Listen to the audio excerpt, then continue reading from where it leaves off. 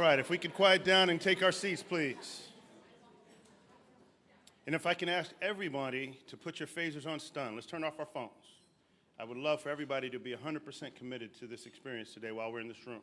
So please do not look at your phone. That work that you're supposed to do, that your boss expects you to get done, can be done 4 hours from now. All right? So everybody, it's a pleasure to be here with you today. My name is David Albritton. I'm the founder and CEO of my company, 1988 Strategies, an executive coaching and consulting business based in Washington, D.C. I was honored last year here at this event. I was actually on this stage as a panelist for last year's DEI Summit, and I was also honored to be the 2021 Jack Coton Corporate Mentor of the Year last year as well. And so it's very much an honor to come back here. This is the 12th annual event. This is phenomenal that all of you have committed your time to come here and be part of this experience. One thing I would like to focus on is what we have in this room together. We have a mixture of all backgrounds, all industries, all ages, right? I want everybody in here to agree that you're going to walk away from this room today with contacts that are going to be lasting for your career, right? So that we all commit to helping each other. That's the only way that what we're going to talk about today is going to move forward. We can have every conversation that we want in the world, but unless we have action behind it and we were actually helping each other move forward, that's the only way this moves, okay? Let me ask, how many people were here last year? All right, there's a good number of people. How many people have come to this event in the past?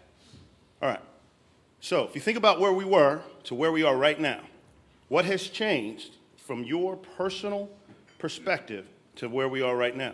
What have you done? What have you committed yourself to actually formulate change so that this conversation becomes action and activity? That's what I want everybody to walk away with here today, is a commitment to action, okay? Can I get an agreement? Yes. Outstanding. So today's theme is all about inclusion and intersectionality, what works and what doesn't work, and how to affect lasting change. So we're going to really be thinking about DEI practices and skills and attitudes and mindsets that are essential for producing lasting change in our profession, okay? The Planck Center, as you know, focuses a lot on the development of young professionals, and we have a great cross-section of those folks here. I'm sitting at a table full of them. And as I'm talking to a number of folks that I'm reaching out to, we've got a number of graduating seniors who are looking for jobs. And we have a lot of CEOs of agencies and other job providers out here as well, right? Let's figure it out, folks. We've got the resources sitting right here, so there's no excuse, all right? That's my public service announcement for the day, all right? So we've got a lot to talk about today. We've got a lot of fantastic panelists that are going to go in depth on the whole notion of intersectionality and inclusion. And so I want everybody to be involved, to be engaged, take copious notes, and think about how you can take the concepts that we will talk about today back to your sphere of influence. I'm one that believes that, among each of us, we each talk to about 20 people all the time, include our family and people we work with, our friends, right? We can influence 20 people immediately. So if we multiply 20 by each of us in the room, how many people are we actually impacting with this message?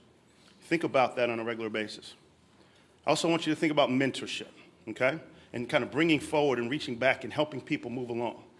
I am honored that I'm looking right at one of my longest mentors, longest term, Shelley Spector.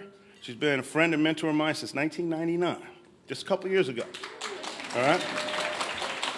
And to this day, right, we just had coffee this morning, and I'm still learning stuff, okay? So, all right, so I want you to think about all of these things. And that was my preamble to get you fired up for what we're going to talk about today, all right? So, first section is going to be, it's entitled, Passing the Baton, an intergenerational discussion on DEI and leadership in the profession. So our participants are Michelle Flowers Welch, who's the founder and chairman of Flowers Communications Group. We have Jasmine Flowers Mazik, who's the managing director of Flowers Communications Group. We have Charlene Wheeless, the CEO of Charlene Wheeless, LLC, and the immediate past chair of the Arthur Page Society. And then we have Janae Wheeless as well, who's an experienced agency and in-house comms pro, most recently at Reddit. Okay, can I ask ladies to come up to the front, please?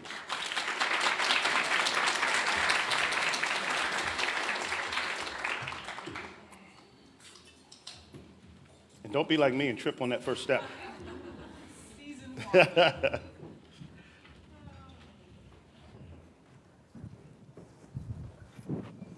Okay. So what this conversation is going to be, it's in concert with the whole theme of intergenerational discussion today. And we will use the concept of intersectionality and view it through the lens of how different generations of PR and communications professionals view their career success and progression opportunities. So unique to this session is the combination of comms professionals who just happen to be closely related. We have a mother and daughter, Charlene and her daughter Janae, and we have an aunt and a niece, right?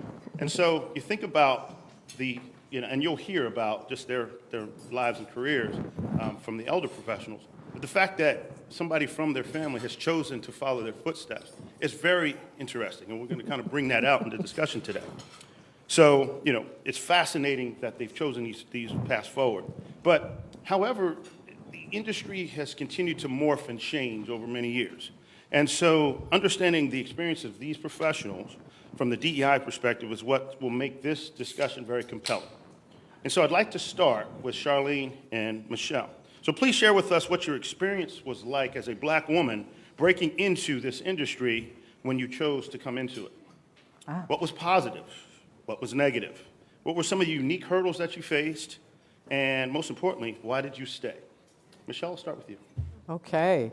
Good morning, everybody. Although it's afternoon, so good afternoon, everybody. My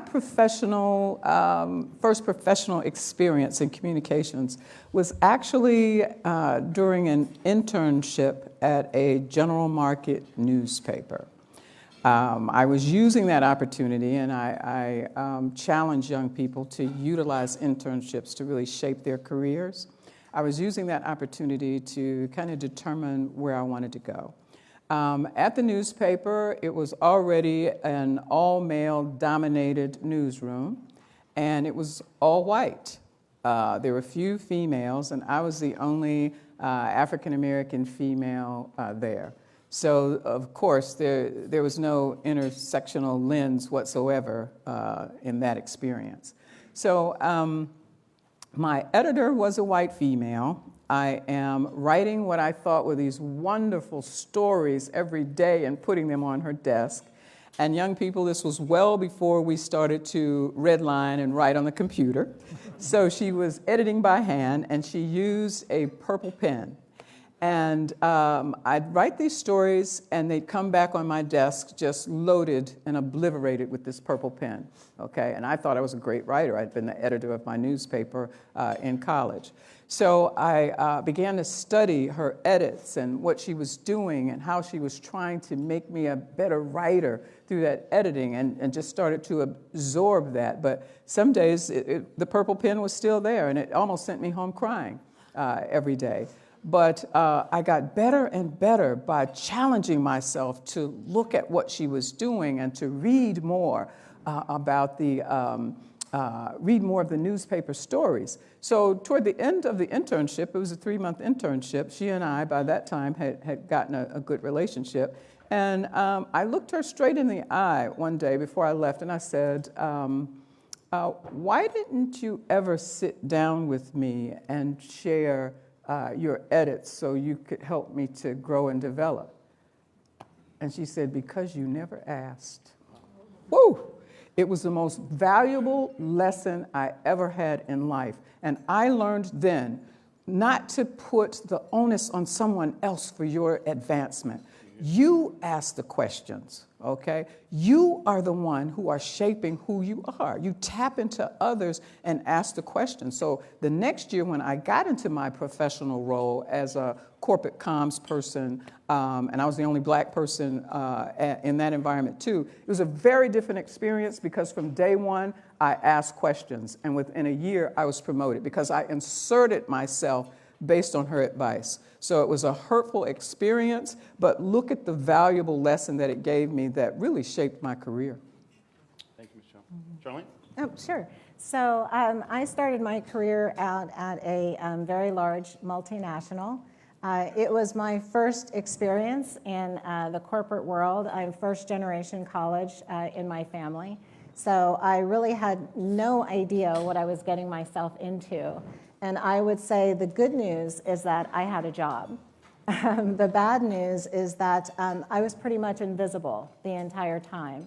I didn't know anyone in the corporate world, so I didn't know how the corporate world works. And I needed to figure my way through it. I did what everybody told me, and my parents told me, or my mother told me rather, that you should do, and my advisors, is you go to work, you put your head down, you work really hard, someone's going to notice and pluck you out of oblivion, and you're going to have this fantastic career. And so let me tell you, that's the worst career advice ever, okay?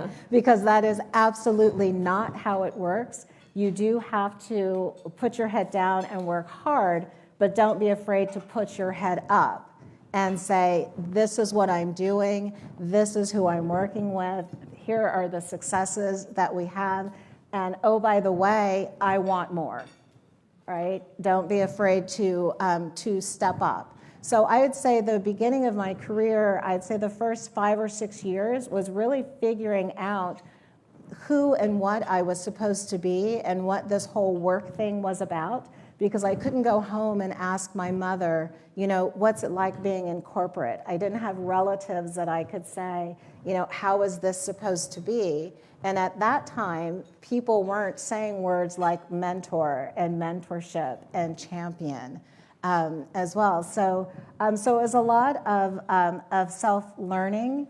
It was a lot of hard work, and God blessed me with being incredibly stubborn. So I don't believe in the word no. No to me means not yet, or maybe not like that. And much like Michelle said, there was no one who looked like me at all. And so you don't know even how to carve your path because there's no one there to follow. And so I learned early on that my role was to be a trailblazer, and I was going to embrace that role and live it throughout my 35-year corporate career, which I did. Let's pull that thread a little bit. So what has helped you kind of get to where you are? Your influences, what you've seen in terms of how you've migrated your career? Yeah, I would say... What advice would you have for the folks here? Yeah, I would say one thing is don't be afraid to step up and volunteer for things, because people may not see you in a certain role. And just because they haven't seen people who look like you in a role doesn't mean you can't be in that role. So don't be afraid to step up, step out of your comfort zone. I'm sure you guys have heard that a lot. It's very true. Don't let people box you in a corner of who you are and what you can and cannot do, because everybody tries to fit you into a space that makes them feel comfortable, and that may not be who or what you want to be, right? And so find your way around the word no, and that's what I did. If I asked somebody and said, hey, I want to be a part, I had a situation where I wanted to be a part of this training organization in addition to communications, because I knew it would give me exposure around the company. And the executive who was in charge of it said, well, no, you really can't do that. You're young. Women don't make good trainers. They tend to be kind of condescending. He said everything except but you're black and you're black. And I said, oh, okay, I'll take that. But of course, as communicators, we also work with executives often. So I found myself a couple of weeks later with the CEO who was the champion of the program. And I acted like I'd never had a conversation with the other guy. And I said to the CEO, I would love to be a trainer. And he said, I think that's a great idea. I'm going to make sure that happens for you. So I wouldn't take no for an answer. And I had some very unexpected mentors, and more importantly, champions. And this CEO happened to have become a champion of mine. And I just can't overemphasize the importance of having a champion, someone who is not in the room, who is in the room when you aren't there. Right, and I would say the other piece of it, and for people in the room who know me, it's just kind of like I'm all about blazing your own path, right? I mean, David and I have known each other for a long time, and so when people say, oh, well, you can't do that, I'm like, well, why? give me a why. And if you can't give me a good why, then bye, I'm going this direction. Michelle, how about you? I think it goes back to that very first experience, and that's being inquisitive. I'm so surprised when I'm in meetings with people and they don't ask questions. You got it all? You sure you got it all? And then they start down the road and they've got a gazillion questions. You should have asked in the beginning, because then you wouldn't have wasted your time going down a path based on your assumptions when you were sitting there with the person who was really shaping that project that you were working on. So for me, it is asking questions. I've been in rooms and meetings where there's industry jargon being tossed around and acronyms, and people are sitting there going, so what's ANC? What's so-and-so and so? Ask. If you don't ask, you won't get the answer. And then when you find out what ANC is, or whatever the acronym is, it then can inform your thinking and where you're going. So I would say it's ask questions. I don't care if you're in the room with the CEO. He'll enjoy you asking questions of him. You'll get it straight from him. If you ask, don't sit there like a lump on a log. And I see it too many. And at all stages, I've seen some senior people sitting in a room and unafraid to ask questions. So I will ask the question so it can give me all the information that I need to get down the path. I think sometimes people don't ask questions because they think it makes them not as smart or not as knowledgeable about something. To me, you're not as smart and knowledgeable when you don't ask the question, because then you go off into a direction that's not well informed. So I always ask questions, David, and that has been key to my success. Great responses, lady. All right, we are going to change over to Jasmine and Janae. All right, so the first question was, share with us your experience of how it was breaking into this profession as a Black woman. Jasmine, let's start with you. Sure. Hi, everyone. So I would say my breaking into the industry, this profession, kind of happened twice. So I took a bit of a close to 20-year hiatus and did some other things, and we can talk about that another time. But my first time breaking into the industry was about 20 years ago. I was interning at Flowers Communications Group with my aunt. I was a sophomore at Spelman College in Atlanta. I had no idea what I wanted to do with my career. I knew that my aunt owned an agency, and I said, I was interested, and she opened the doors and welcomed me and saw it as an opportunity to really mentor me and help me grow professionally, whether it's in the industry or not. One of the things that sticks out to me that summer when I was at Flowers Communications Group was when Michelle and the team asked me to write a radio spot for, you know what I'm talking about, for a particular brand. And my major was economics, okay? So I was like, write a radio spot? I mean, what? But you know what? I was like, okay. I went into my cube or office and I sat there maybe 2 hours. It probably would take some of you 30 minutes. And I wrote a few options, and Michelle came and got me and brought me in her office and said, all right, now I want you to present them to me. Present them the way that you want the radio personality to say it, or how you would want it recorded. And so I mustered up whatever it was in me, and I stood there and I presented them, and Michelle and I can't remember who else was in the room. They were like, oh my gosh, wow, that was really good. And I believe they were telling me the truth. But I think my point there in terms of what it was for me breaking into the industry was about being fearless, right? Yeah. There are many opportunities that are going to get put in front of you. And it is really important to be fearless and negate the imposter syndrome that oftentimes kind of creeps up when opportunities are in front of you, or when you're in a room full of people where you may feel like they're all more experienced than you and know more than you. Everybody knows what imposter syndrome is, right? Yes. I mean, it creeps up even for me now. So I would just say to continue that fearlessness. And that fearlessness and that opportunity in that situation really helped me to carry that on in my career, in the other thing that I did for many years. And then even now, as I'm breaking in back into the industry in a leadership position. I do have more of a toolkit now, right? Because I've been working for a long time. So I've built all these different skills that I'm able to pull from. But I still have to be fearless, right? Because I still am breaking into an industry that I haven't spent my entire career. And I think that that's okay. And I think the other point is that your path may not always be a straight one.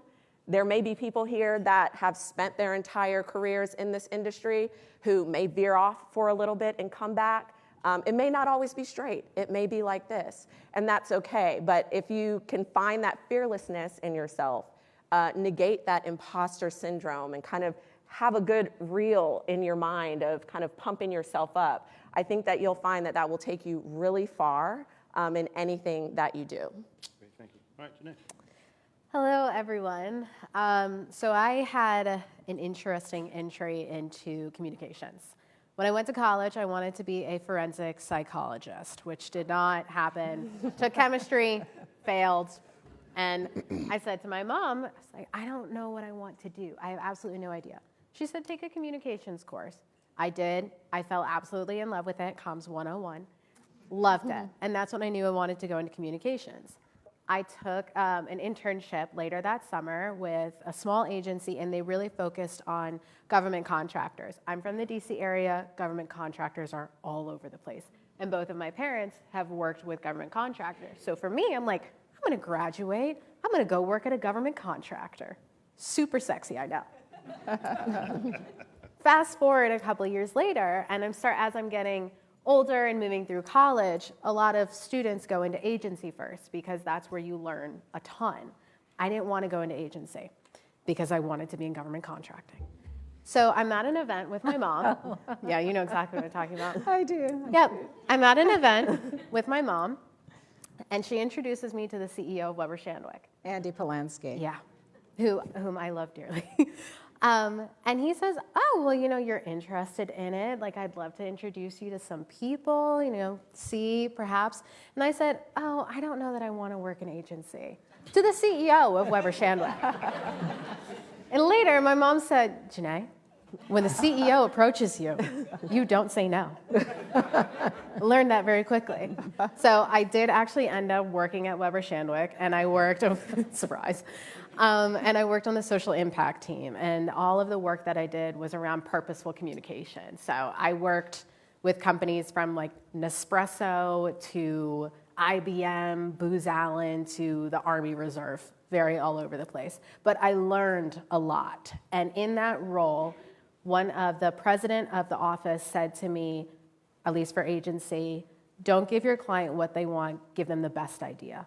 And I have never forgotten that. And even as I moved into an in-house role, I always remembered, give them the best idea. Whether it was me managing an agency, me working cross-collaboratively, I have never forgotten that piece of advice. And it's carried me through my career. Even if somebody says to me, that idea is not going to work, at least I tried. And part of the reason that I did work at Reddit is because people there very much like to think outside of the box. They do not color within the lines. And I really, really enjoy that. That's something that I continue to enjoy as I'm in communication. So somebody may tell you no. They may be like, oh, that's not how we do things. Well, similar to my mom, maybe that's not how they do things yet. But they could. So give them the best idea. And I've never forgotten that. Great, thank you. No, great insights, ladies. That is great cornerstone to the follow-on discussion. So for Jasmine and Janae, let me ask you this. How do you compare and contrast your experience with your aunt, your mom? Do you want to go first? Yeah, Sure. okay. Well, I think, and I touched on this a little bit, our paths, me and my aunt's paths, were very different. However, you see, we're kind of ending up at the same point. And so, for me, I think that I went a very corporate route. So I spent most of my career in management consulting at some of the top firms in that space. Michelle, was at, an agency and then went the entrepreneurial route. I definitely stayed corporate.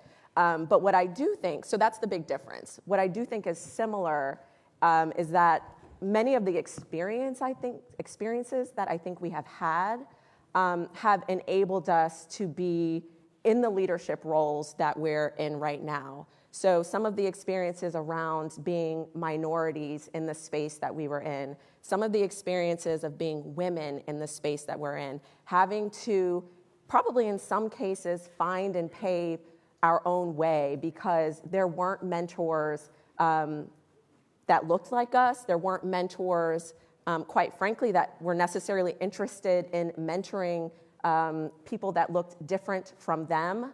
And so I think those types of experiences kind of enabled us to, build similar leadership toolkit that enables us to really be passionate around not just leading within a communications PR space and agency space, but also really enabling us to be really passionate about mentorship, about influencing the next generation, about uplifting minorities, about really understanding what intersectionality means and how you then have to mentor and coach within that space. And so I think even though our paths were different, we had similar experiences that enables us to kind of be the types of leaders that we are in the world that we are today. Well, I think my mom and I were talking about this before the panel. Growing up and entering the corporate world, she mentioned that it was very much put your head down, you do your job, you hustle. So when I was entering the corporate world or agency world, the people I reported to who were very much like that, millennials, were like, no.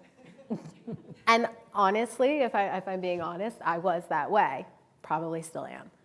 I worked hard, but I was not the type, or am not the type of person to just sit there and say, okay, to everything. Not that I'm going to my director and saying, no, I'm not doing that because I would be fired.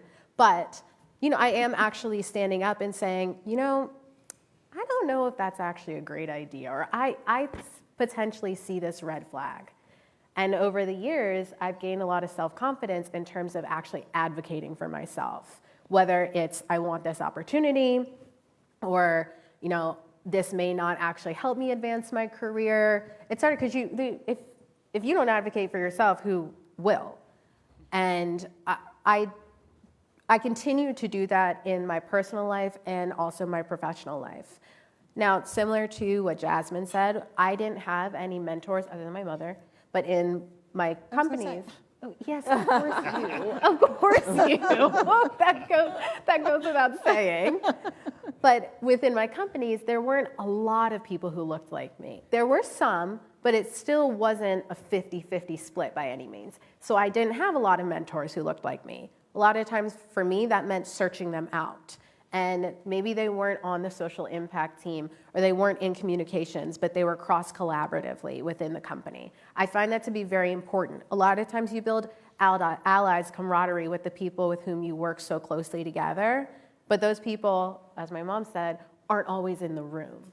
So you need to find people outside of whatever vertical or space you're in within an agency or a company who can also advocate for you and also teach you and help you grow.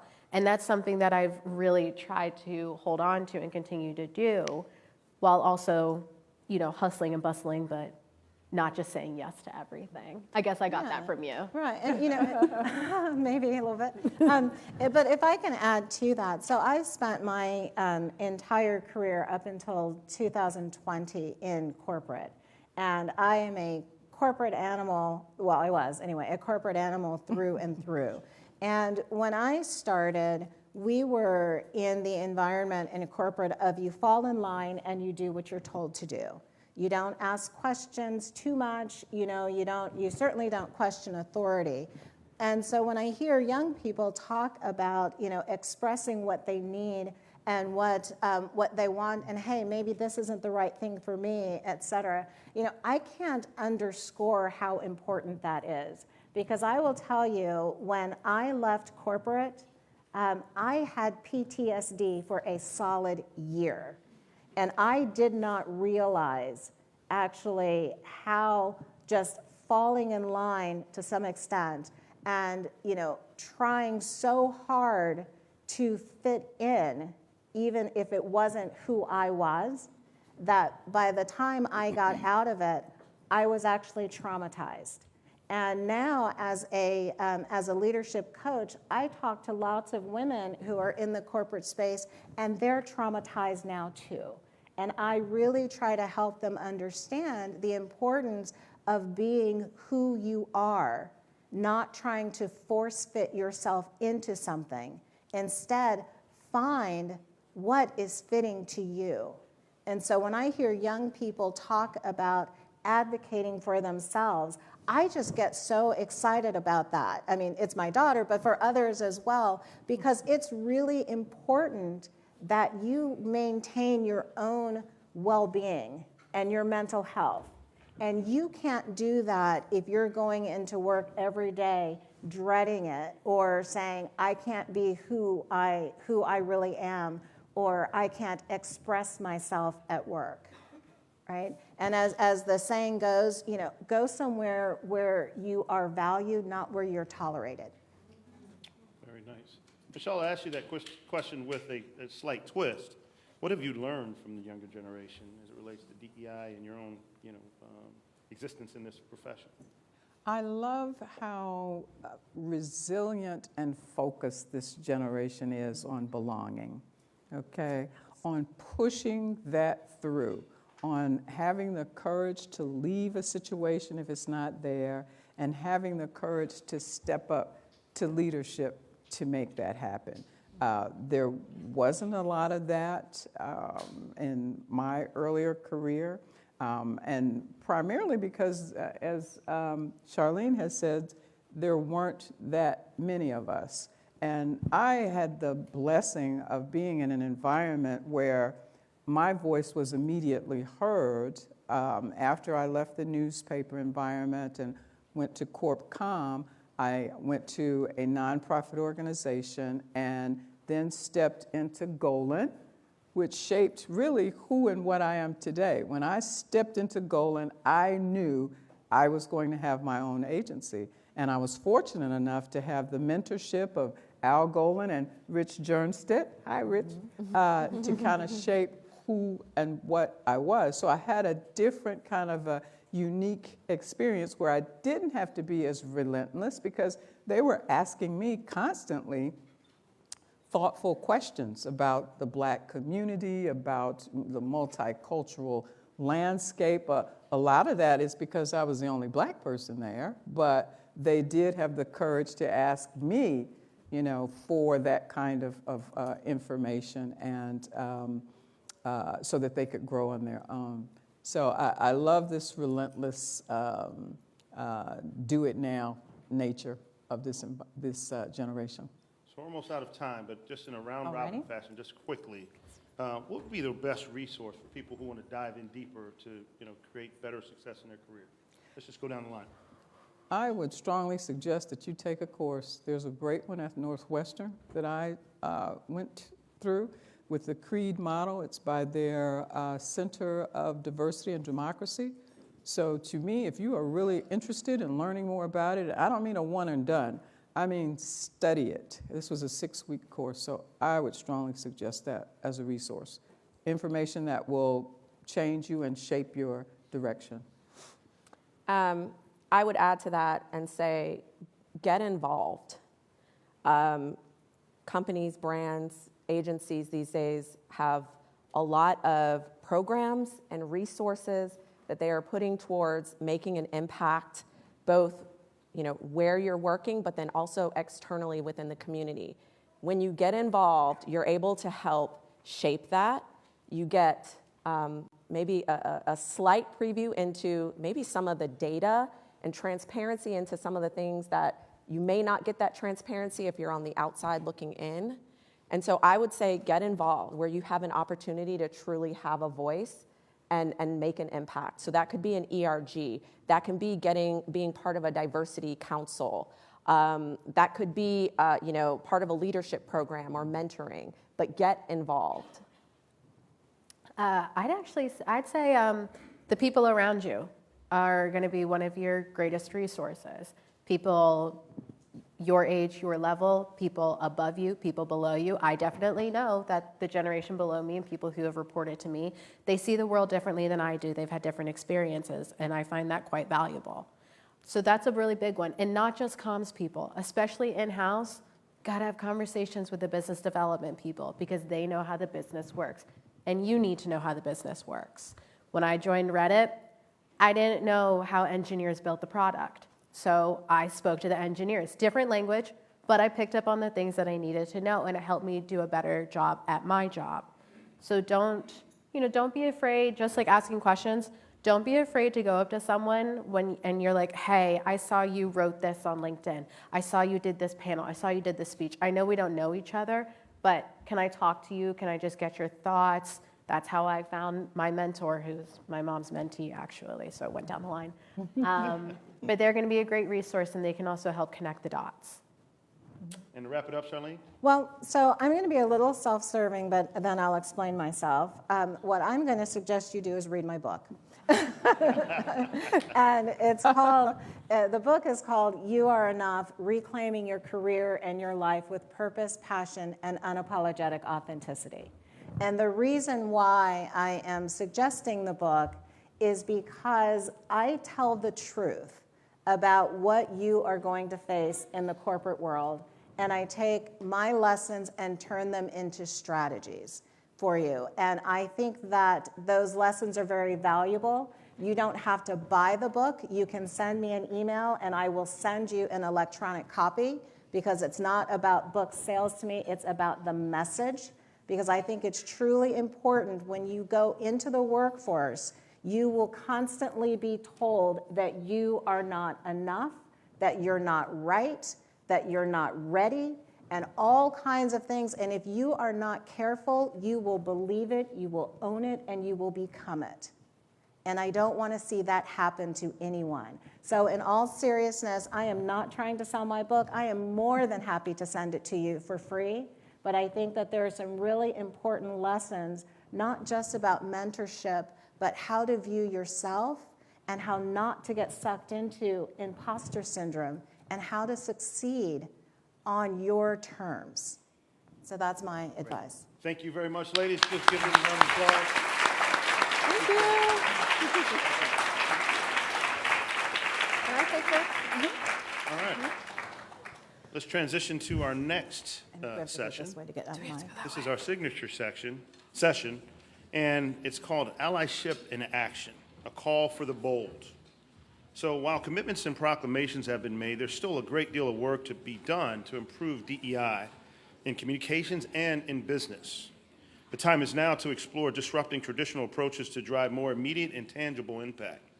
Over the past year, Zeno Group and Igami Group have embarked on an ambitious journey, pioneering a new model of collaboration for change. And this session will cover lessons learned while engaging the audience to consider their own bold actions for change. So the speakers that we'll have up here today will be the Zeno Group CEO, Barbie Siegel, Igami Group founder and CEO, Tanisha Jackson-Warner, and the moderator will be Grant Deedy, who's the managing director of the Zeno Chicago office and also the chief culture officer for Zeno Group as well. So as soon as they get mic'd up, we'll have them up and